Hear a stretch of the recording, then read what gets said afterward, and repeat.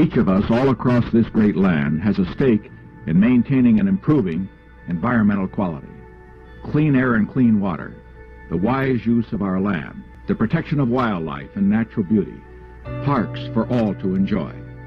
These are part of the birthright of every American. To guarantee that birthright, we must act, and act decisively.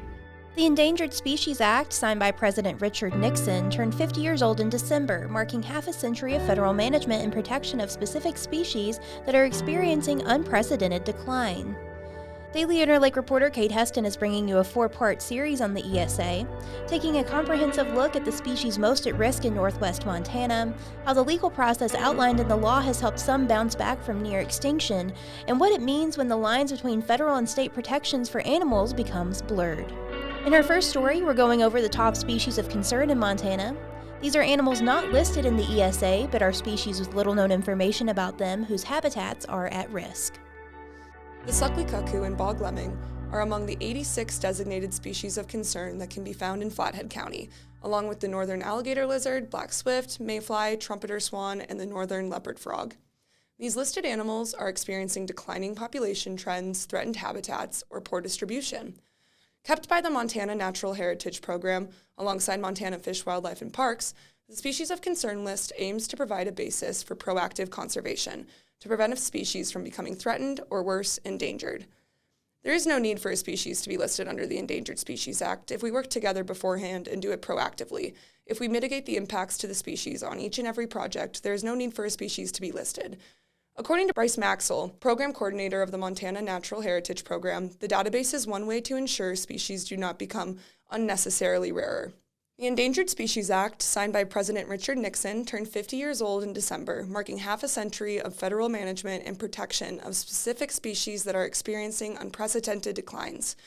Preserving wildlife diversity for the sake of diversity is important, said David Tevs, who is seeking a doctorate in biology at the University of Montana.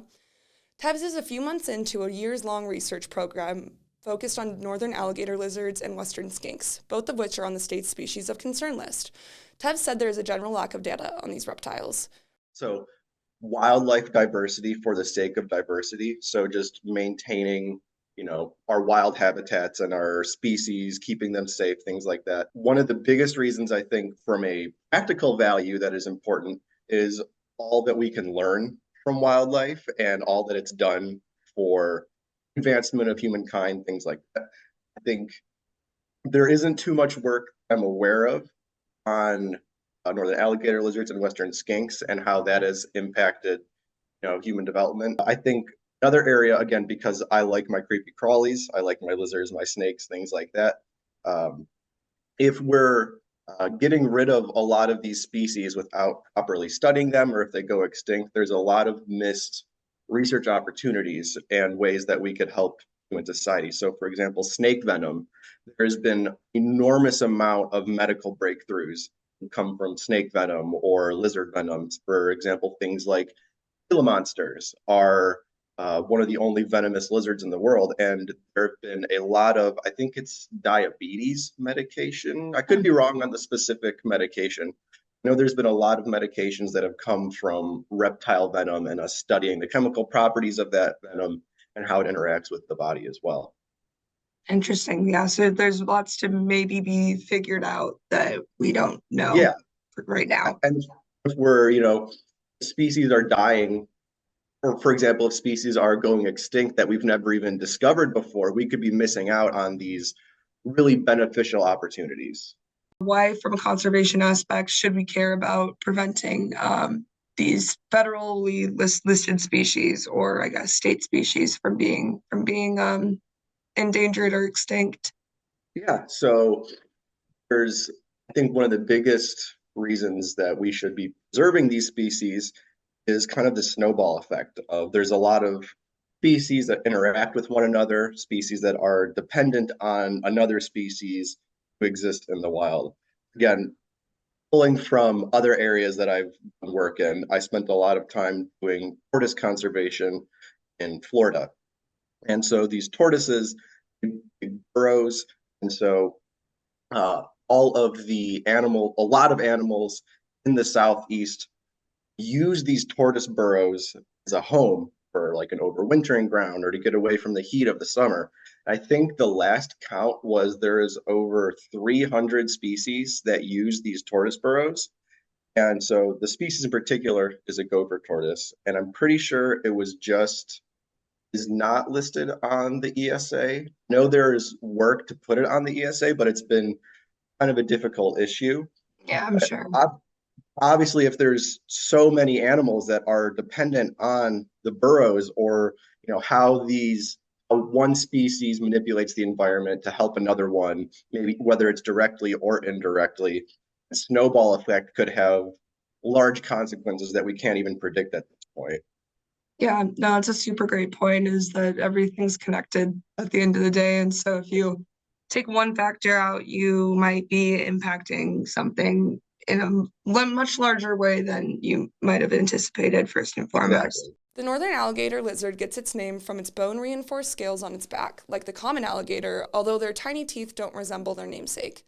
Its range overlaps with western skinks, and both are found in Flathead, Sanders, Lincoln, and Lake counties. The alligator lizard has been found in 8 counties west of the Continental Divide, including a specimen from Wild Horse Island in Flathead Lake.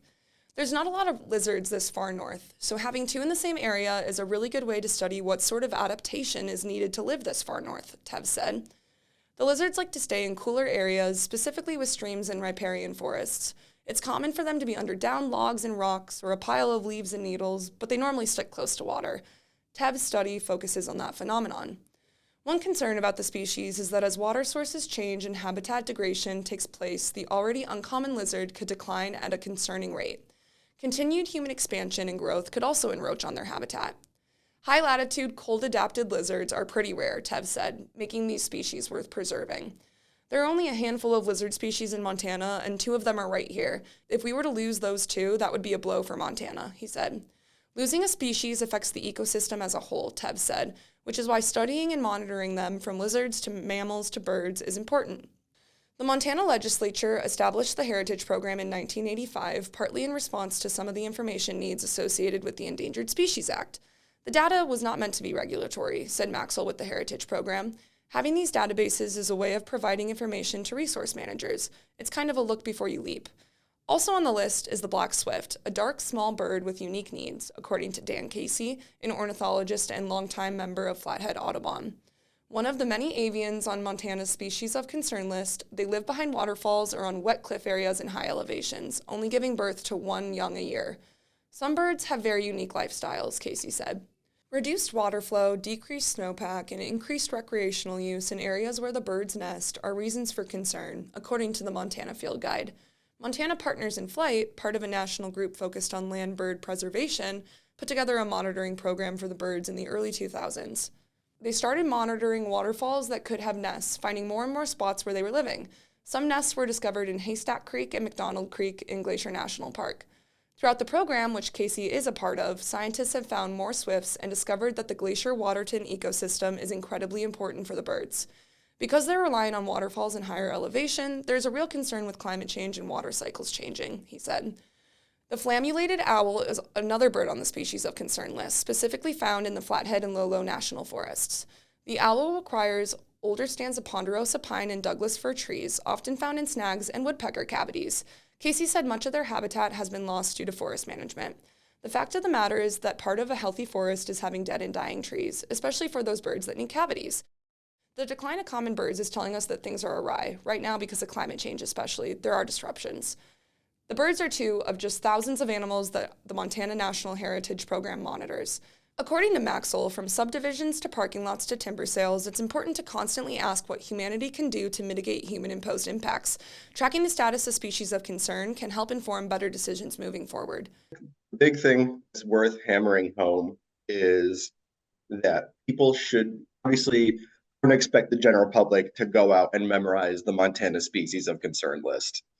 I think last time we spoke, I gave kind of an unofficial plug for the iNaturalist app, for example. And so just if you see something that you might be that you think might be a rare species or seems new or novel to you, you should report that. I think having the general public out there helping us be aware of, where these animals are, what they're doing, is super, super important. Every species is important because every species fits into the whole ecosystem. Everything is tied to something else, Maxwell said. We need to address some things if we want to keep ecosystems operating. To read Kate's stories in full, visit dailyinterlake.com.